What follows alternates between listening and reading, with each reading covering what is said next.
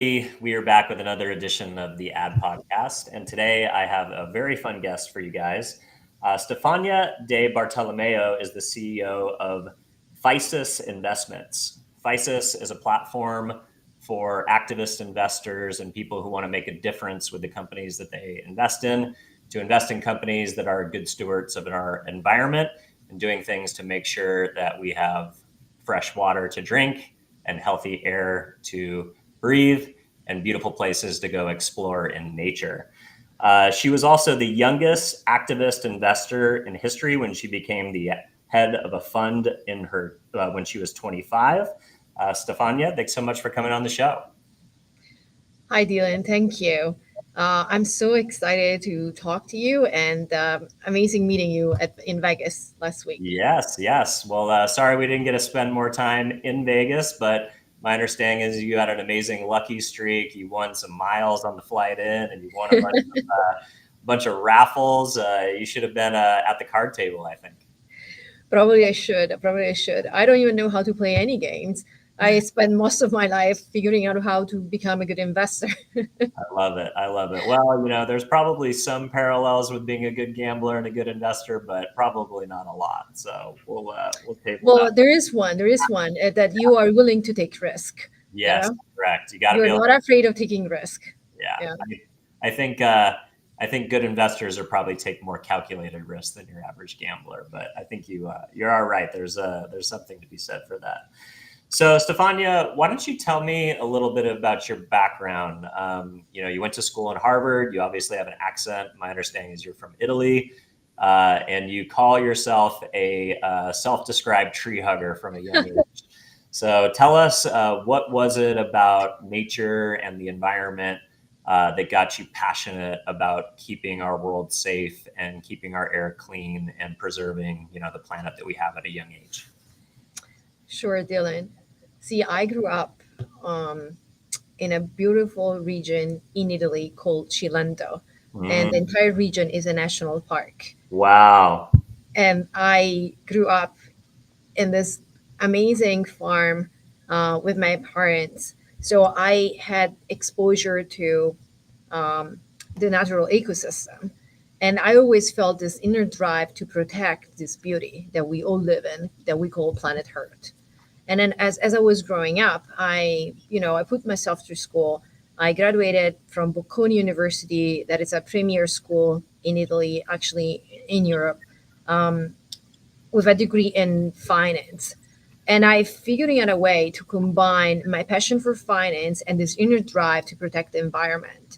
You said I call myself a tree hugger. I really feel this need of making sure that we can live on a planet and we don't breathe polluted air Mm, or we swim in clean water. But in order to do that, we need, unfortunately, considering the situation we all have today, we live in today, we need to invest into projects and companies that can improve the current pollution conditions. So I have always had this passion of matching financial portfolio strategies with extra financial information, sustainability data. And this passion that me to become one of the youngest, actually the youngest and one of the first fund manager in Europe with a mandate to generate impact and create financial return. that's I awesome. was I was very lucky. I was very lucky. And back in the days, there were no papers, there were no like best practice. We literally were figuring out how to integrate into old portfolio risk or portfolio construction theories information that were non-financial information that was still very important and could correlate with market return. So I had so much fun. But as I was doing this job, I came to the realization that we needed to, as professional investor, we need to access even more data, Mm, even more information that would enable us to really make informed decision. This goes back to what you were saying, the difference between an investor and a gambler. They both take risk, but the investors knows, or at least measures the risk and the opportunity. And the more you have access to information, the better you can assess the risk and opportunity. And financial data today is just not enough anymore to assess an investment opportunity. So Yeah. I see this as a two absolutely key motivation to move towards sustainable investing. Number one, the more you have access to information, the better you can make an informed investment decision. Number two, there is no way that we want to continue to pollute. We want to continue to live on a planet where you go and swim and you swim next to a plastic bag. Hmm. So we need to act today. Yeah, it's also timing. You're right. So, it's interesting. You were passionate about the environment as a young person. It totally makes sense to me now that you spent time next to a national park. I love traveling to the national parks, and there's such a place of inspiration for that type of mindset. As a young person, I would imagine a lot of people would have been motivated to go, into nonprofits or like some area where they were like in the field having a direct impact on some of those things that you mentioned. Finance is an interesting path to be a activist. Can you talk about why that's important? Why people should be thinking of finance as a place, in addition to being a regulator or in government or in NGOs? Why is finance an important place for activists to be thinking about making an impact? I love it. I love it. Yeah, because do people always think of financial people like this horrible people that don't care about anything but just making money? Is that the vision of like financial people? Okay, Probably. that's definitely It's a caricature maybe, but you watch these shows like Industry and Billions, and you're like, oh man, these people are horrible. okay. Okay, so I guess I'm like half horrible at that point because I have the sustainability angle. Okay.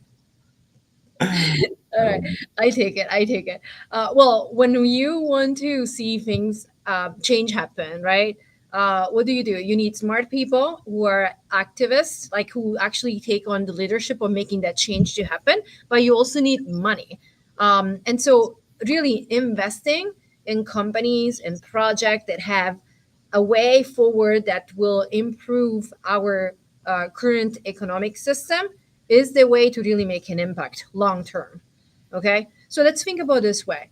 If we want to build, because we need to, a new bridge, okay, that cross the Hudson between New York and New Jersey, do we want to build that bridge adopting sustainable materials, adopting sustainable construction techniques that don't create more pollution into the Hudson?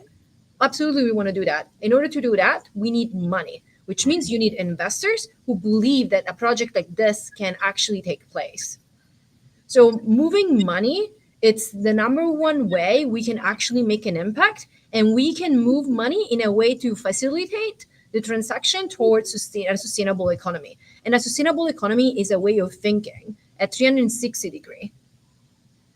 What Yeah. is the impact that we generate? What is the financial return that we can generate here? So it's like, really cool approach. Yeah, that's super interesting. So, uh, can retail investors make a difference? Can the average portfolio holder for their 401k or somebody that trades on Robinhood, can they? I know they can't make the same impact as institutional investors, but can they also make a difference?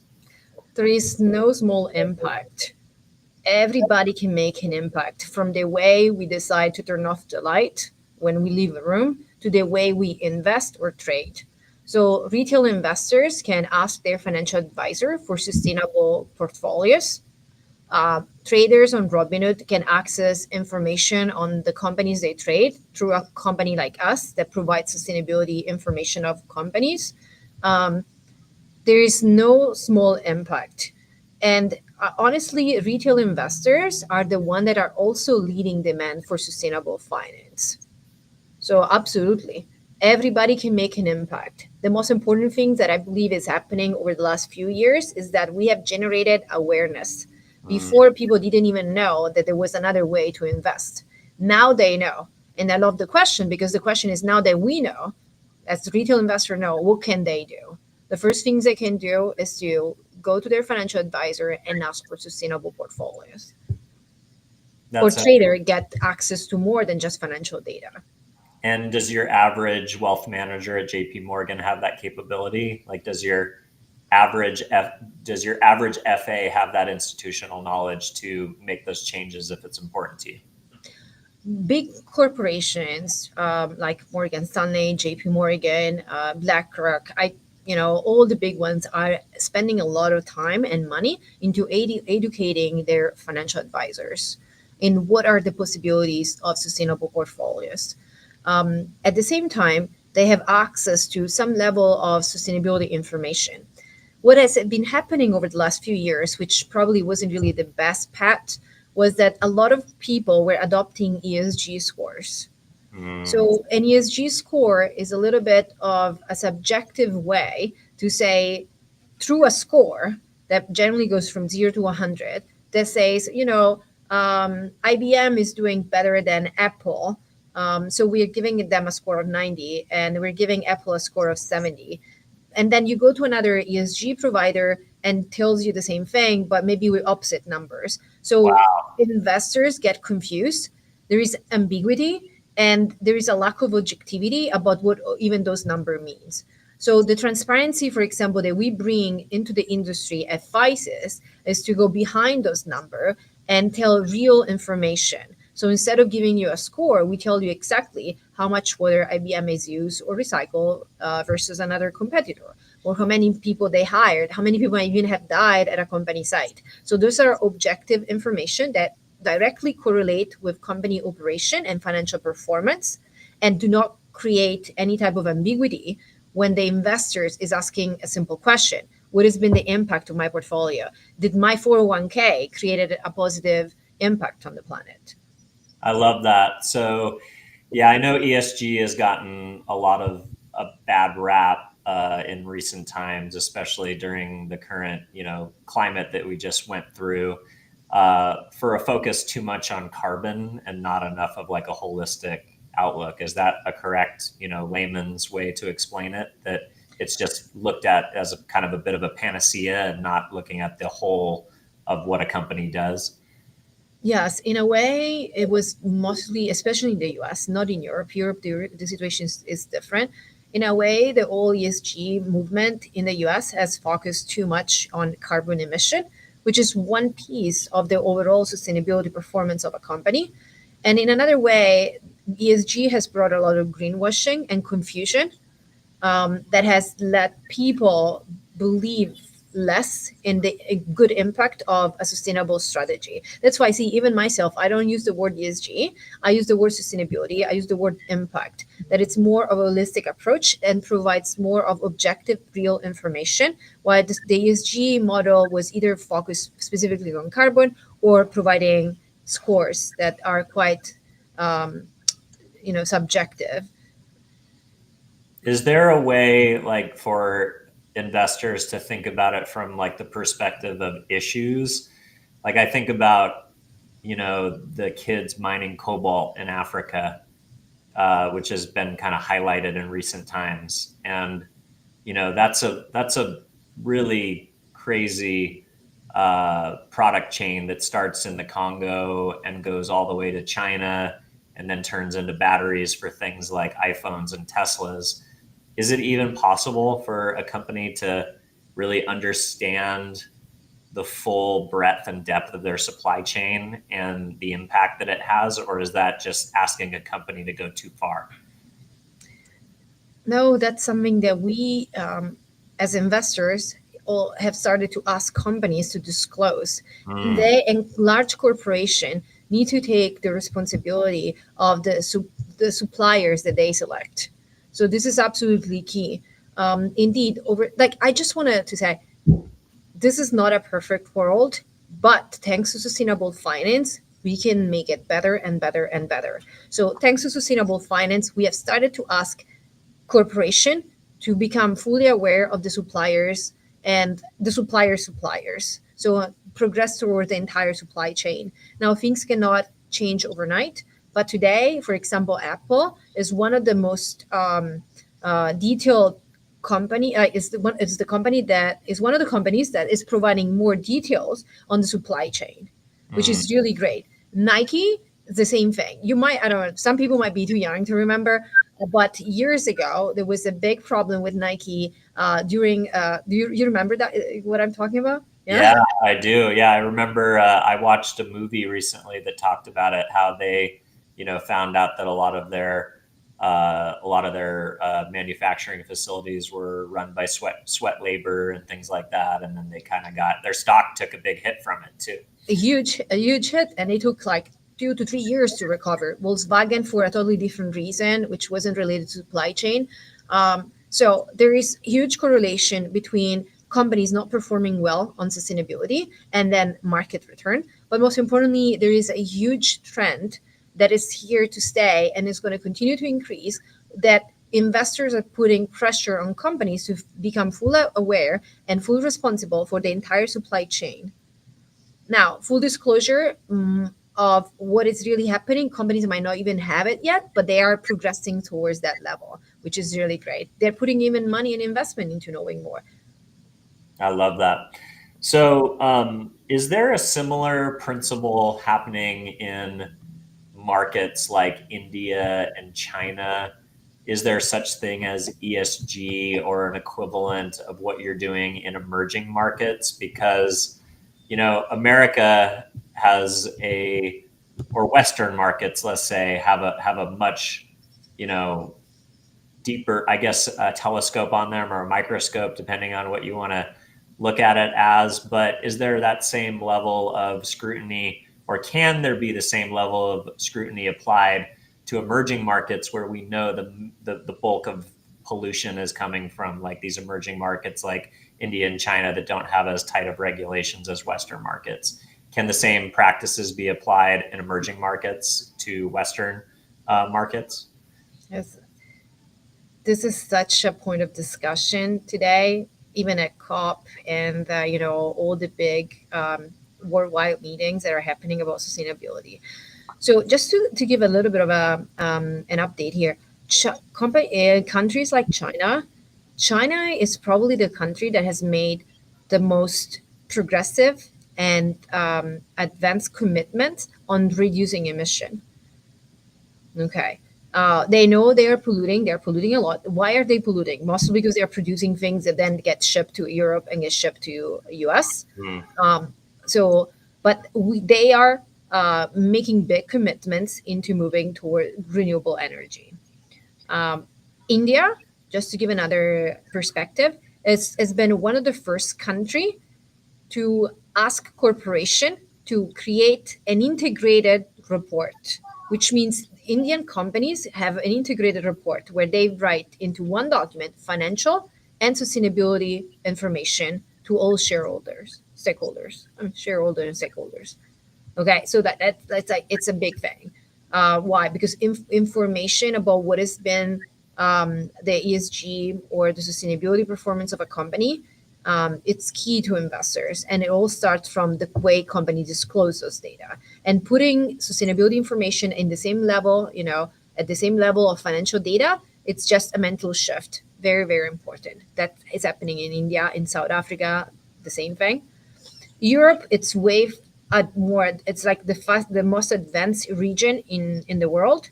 All investors are fast adopting sustainable finance and in the integration of extra financial information, sustainability information in portfolio construction.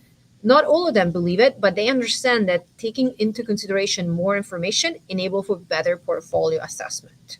So that's one that is happening. Second, there is a big regulation in Europe that is moving fast from companies not reporting on any sustainability data to actually have to report on sustainability data, and then investors have to report on the portfolio impact. Wow. Okay. So two really big.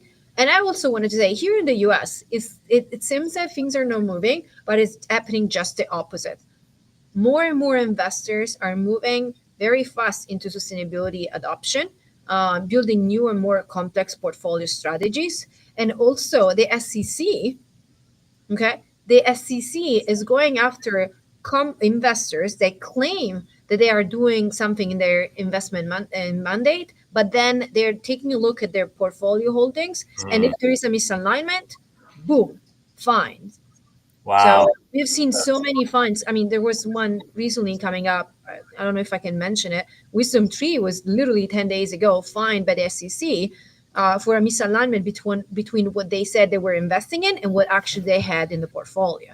And this, in my mind, it's really a huge proof that things are completely shifting and people are really paying attention. Number one, to be true to the end investor, and number two, that really sustainable finance is not just a movement that is going up and down. This is here to stay, and it's a huge trend where more and more younger investors absolutely believe in.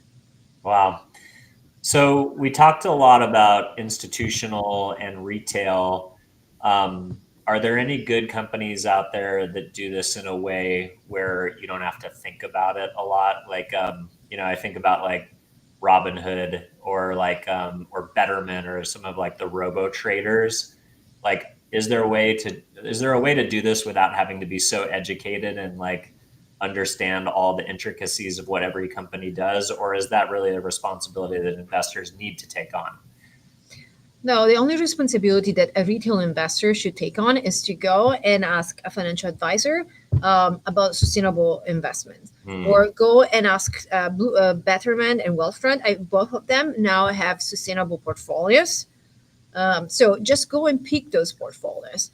It's been proven that they outperform, and most importantly, you're contributing to really shift money into companies that are helping us to build this world, and build it into a better place. So the responsibility of retail investors is not to know how to invest, but just to know what to ask. The Just question. ask for sustainable finance. Yeah, I love that. So, what role does the consumer play in all of this? We hear a lot about these days about voting with your wallet, supporting companies that align with your values. How does the consumer play a part in this whole idea? We vote in every single decision that we make, right? Even if we want to buy a pair of shoes, we can choose if we want to buy shoes that have been made with recycled materials. I always go with this. Like, do you guys know that Nike uses 11 plastic bottles, ocean plastic, to create a pair of Converse? So go and buy Converse. Like, be aware of the product that you buy and be aware of the companies you invest in. Is the same circle. The more we use our money in a good way to invest or buy products that are sustainable, the better, long term we'll all be off. Um, so retail investors, they or consumers, they can make very important decision from when they buy to when they invest. I love that. So, one thing that keeps coming up a So what lot. do you buy, Dylan? Like, generally, when you, like, say, when you Oh, go to a grocery store, like, even when we go to a grocery store, like, are you gonna buy like the organic oh yeah. milk, or yeah, what is your choice? No, that's a great question. Well, I am probably sustainable to a freaky level. So I buy all my food from local farmers, and I buy my beef and my protein from ranchers directly that I know do regenerative agriculture and sustainable farming practices. And I buy most of my clothes secondhand. So I go to thrift stores or like consignment stores, and I buy most of my clothes secondhand unless I can't find something that I absolutely need, like for in a pinch. So I'm very low on the consumerism chart, I suppose. Super Uh, sustainable. yeah, but then I also have an eco diesel truck. So I'm not quite like an electric car person yet because I get really freaked out about the range and like if I need to get out of here, like if there's a fire or something like that. So I would say on some things I'm like super progressive, like as far as I don't like buying things and I like buying as much as I can used. Never buy a brand new car. I always buy a used car. But then they're like, like I just can't quite wrap my head around the electric car thing yet because I'm afraid of the range. Okay, but you're already doing, a lot more than many other people are doing. So maybe the next thing will be for everybody, not just to buy organic product, but also to make sure that we invest in those companies that are generating organic product. So Yeah. the way we invest, just the way we buy things, it's so important to make sure we can progress toward a more sustainable world. Yeah, you're right. I mean, you spend so much time thinking about the things that you buy because you're putting them into your bodies or putting them on your body or in your body. But then what companies are you supporting, not only with your dollars at the checkout stand, but and the other thing is I hate the whole, Amazon culture of everything being 10 things in the mail and then you only keep one of them and then you send nine of them back and all the packaging and the shipping, it's like I feel like we need a resurgence of retail shopping where you actually like go into the store and you don't buy something unless you actually mean that you're going to keep it and use it. But maybe I'm a little bit of a radical in that idea or a luddite. But I mean, with there, I'm totally with you. I love to go to stores. I know people. I say hi. They know my name. I love that human touch. yeah, I just love it. Like maybe because I mostly, writing algorithms most all day, but then I just love to go somewhere and people say hi. I'm like hi. I have that human conversation.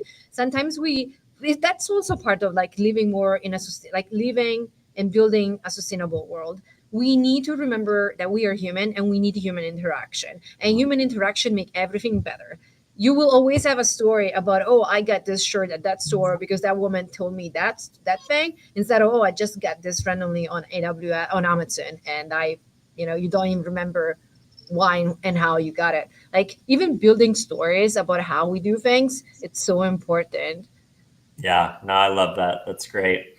So you brought up AI and the fact that you're writing algorithms most of the day. So another point of contention in the world of AI is how much of an impact it has on energy, how much quantum computing power it takes to train LLMs, how much quantum algorithmic trading and quantum computing it takes a lot of energy. So, what do you think is the best way that we can continue to progress this industry, but also be mindful of the computational power and the energy power that this type of methodology takes on the grid, et cetera? One of the question is, it's not just how much energy is consumed, but where that energy comes from. And Mm-hmm. if that energy is coming from renewable energy, that's already a huge progress. Mm-hmm. So I would say let's try to make sure that we move forward into two ways. Number one, produce more and more renewable energy. Number two, create energy efficiency programs and softwares and new ideas to make sure that the power used by anything that runs through AI gets less and less. So I already know we're progressing into that direction, in both those directions. So I'm very, very positive, optimistic toward the future. Again, we always need to understand that we are in a stage of transition. Like 5 years ago, right, we didn't have this level of awareness about organic food. We are now getting this level of awareness about sustainable finance, how to invest sustainably. Things are progressing, maybe not at the speed that I would like, you would like that Dylan, but things are progressing.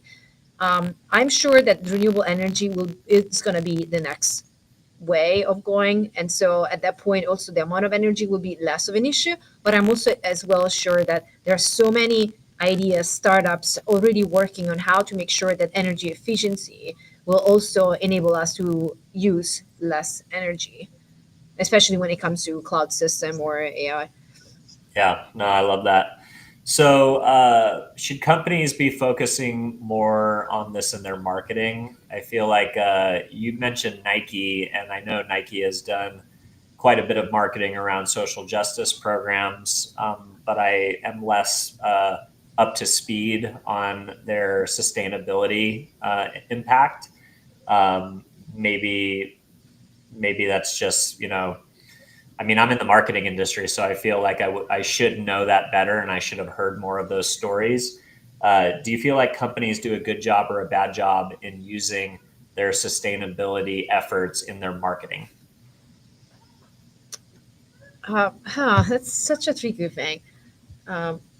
because part of what people define as greenwashing Mm, is when companies overpromise on what they actually do in terms of sustainability, which is something we have seen so often over the last few years. And that's also has generated less credibility towards the overall sustainability commitment of companies.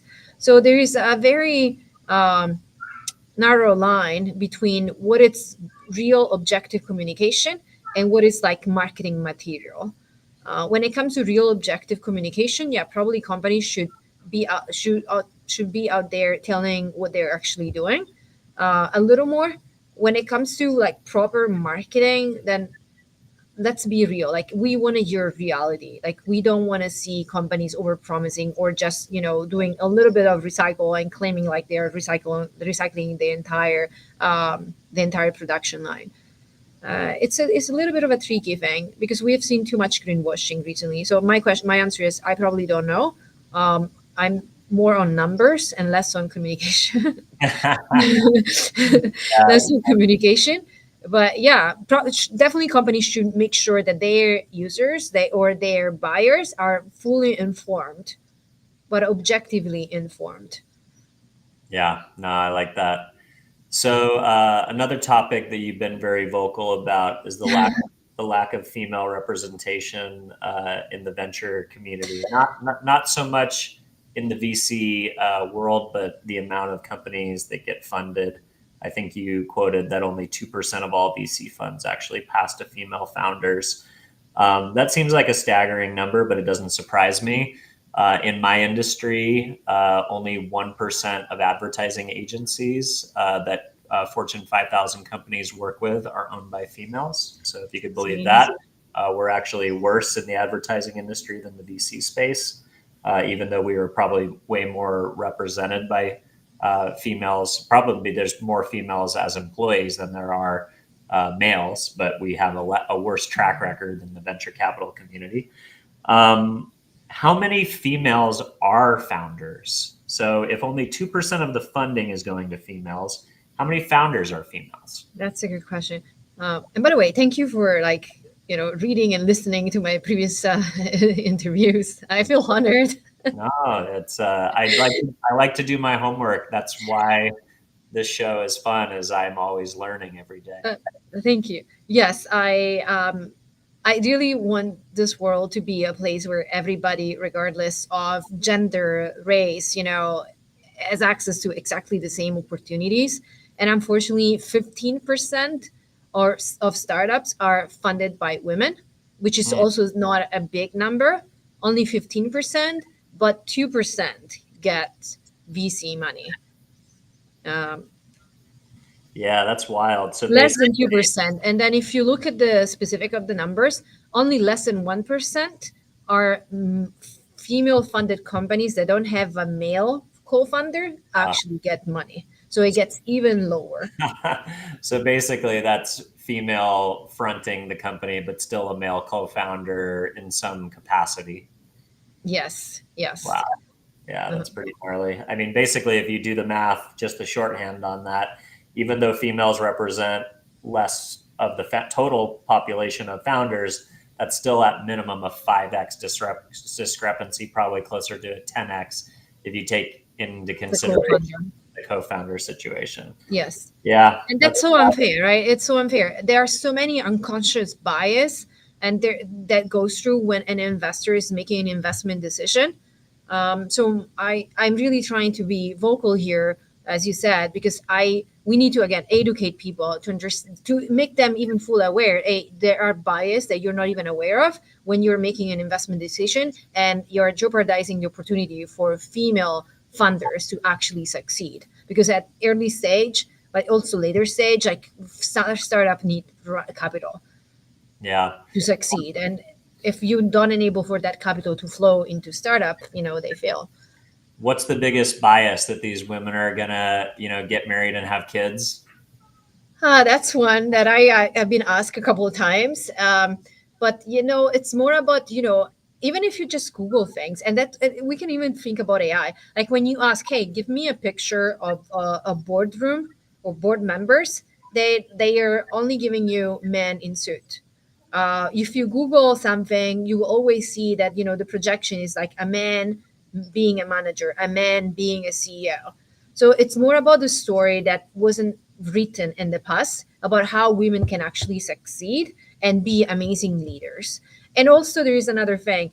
So there is no huge track record on women, unfortunately, being successful.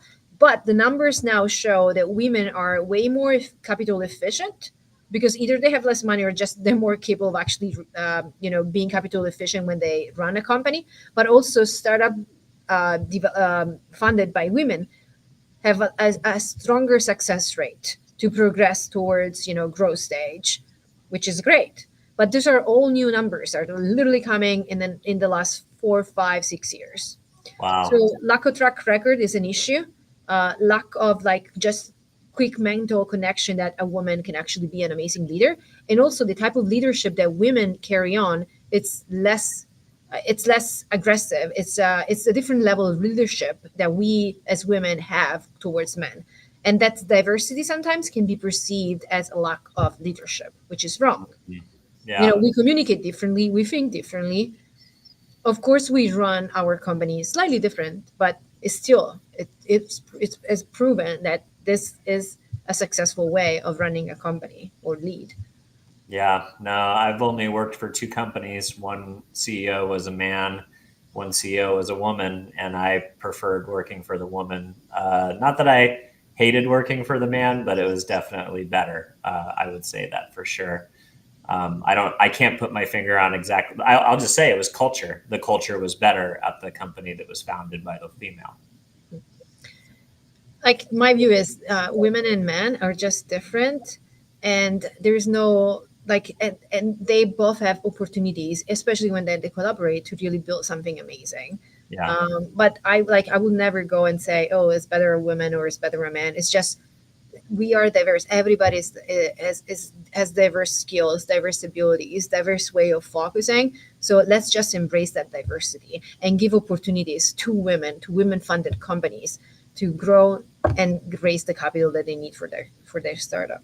yeah. I think it's also interesting when you say they're better stewards of the money. Maybe this idea, maybe the whole get big fast, methodology kind of doesn't isn't as attractive to females who are more judicious about being a good steward of an investment. I don't know.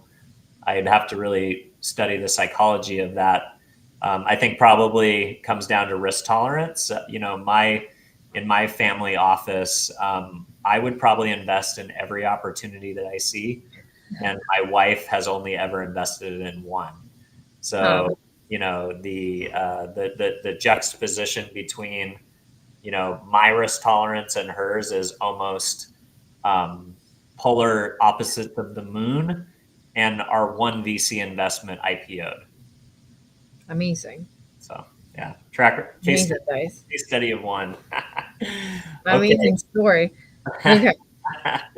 All right. Well, Stefania, this has been a great conversation. I really think it's important to continue to educate marketers about how to tell their stories in this space without greenwashing. I think you brought up a lot of important points there. I really love the conversation around female founders and bringing light to that, especially as a father with two daughters that I want to be entrepreneurs someday if they so choose.